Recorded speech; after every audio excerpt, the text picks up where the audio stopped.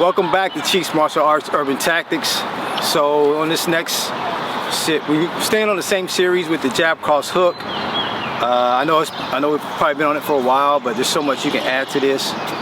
So that's why. But I want to give you something else each and every time, something different. So this time we're going to work on how to parry with the forearm and still slip it, right?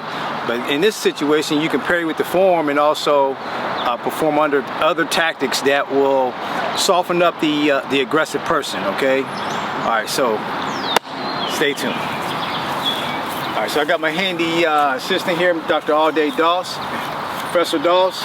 And so today's series is going to work on the jab cross and the jab cross hook, okay? So in this first one, he's going to fire the jab. So when he fires the jab, I see how I got my forearm. I can move my head off center and then use my forearm to kind of like block it off. All right, and when he comes with the cross, I can do the same concept. All right, let's show that again. Jab, cross. All right, come right at my face. Jab, cross, right at my face. Jab, cross. See? So what happens is when you use your forearm, it knocks it off center. Sometimes you don't even have to move your head, and it knock it off center. So what happens is you can perform another tactics. All right, so I'm gonna have him take his hoodie off. That way you can see what to do. All right. So when you apply the finger jab, you don't want to jab you in the eye because then you lose a training partner. All right.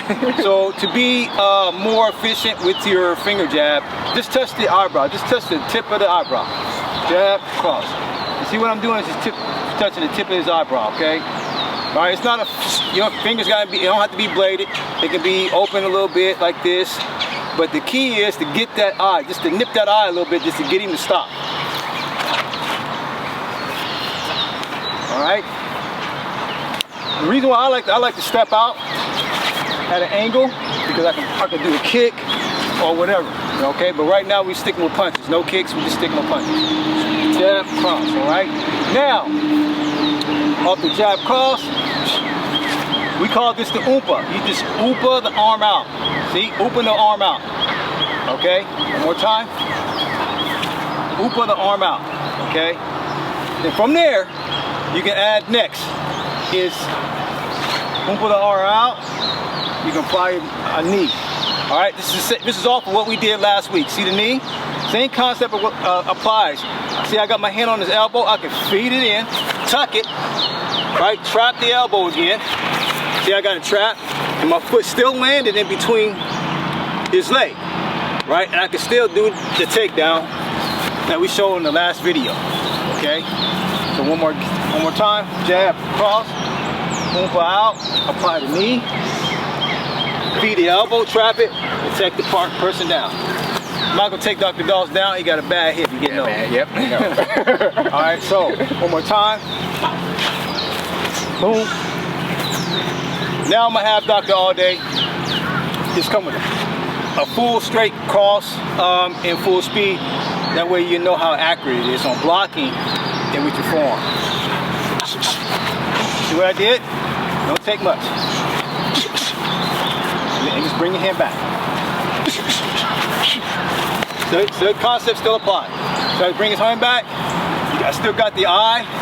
I still dropped down. Still gave him the knee. I still dropped down for the takedown. I just didn't take him all the way down. All right, one more time. Same thing applies, okay?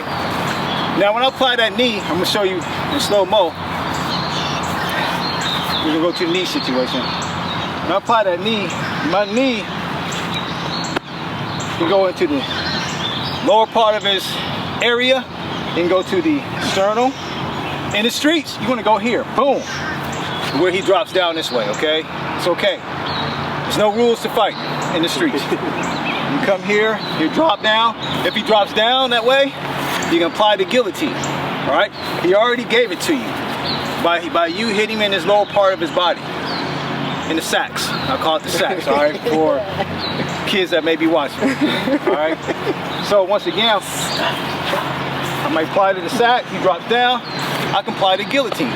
All right, so that's another variation. If you don't want to take the dude to the ground, you don't want to go to the ground, that's another form of this, softening him up. Maybe you have to put him to sleep. Make sure that you're trained to do this, okay? And you know how to bring a person back through if you apply the guillotine, because you're blocking both of his arteries that goes through his brain. You're blocking off the blood, which is a blood, call it a blood restraint. It's not a blood choke, it's a blood restraint. So you restrain the blood flow from going to his brain. He's going to go out after so many seconds. Don't drop him unless you want to. Lay him down, lift his feet up, try to get his blood back to his head, and then be done with it. You're not trying to go to jail, prison for possibly killing someone or hurting someone, all right? So let me tell you that.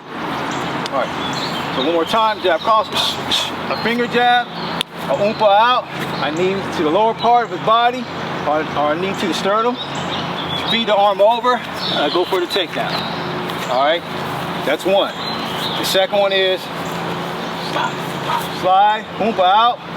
I need the lower part of the body, the sacks. I slide down. Now if you see, I never lost my contact with him. I stayed contacted. I stayed in touch with him, right? That way, if I do hit him, he goes down. My hands just slide down to it. Grab the blade of my hand. Come in and lift up. Put him to sleep.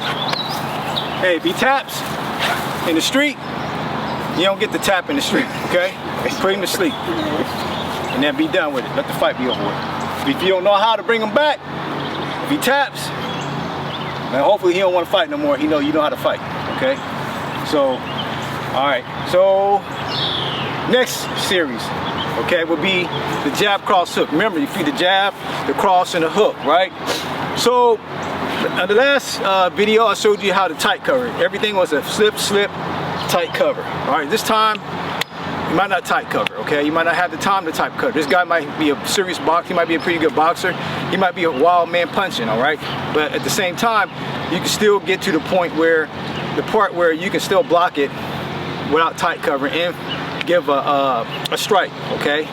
So it's kind of like this, in Jeet Kune Do, it's called intercepting it. So you're intercepting the punch at the same time. So when he feeds the jab, the cross, and the hook, my hand is already there. I still applied the finger jab. See, it's still there. Oh, he does it again.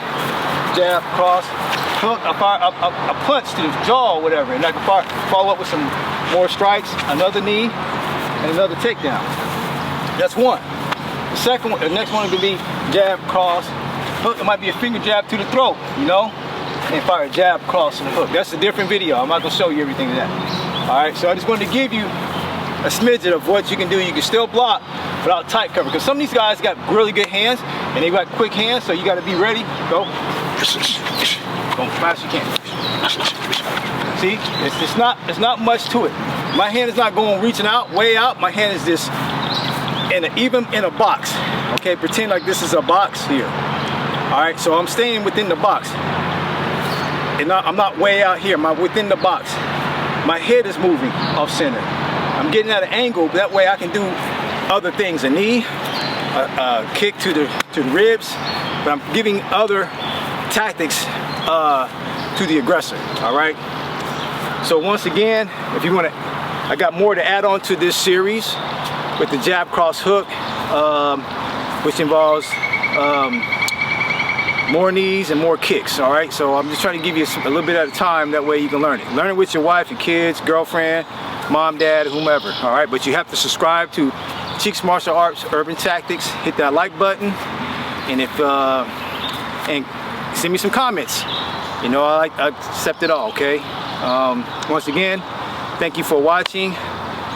Peace, love, and happiness.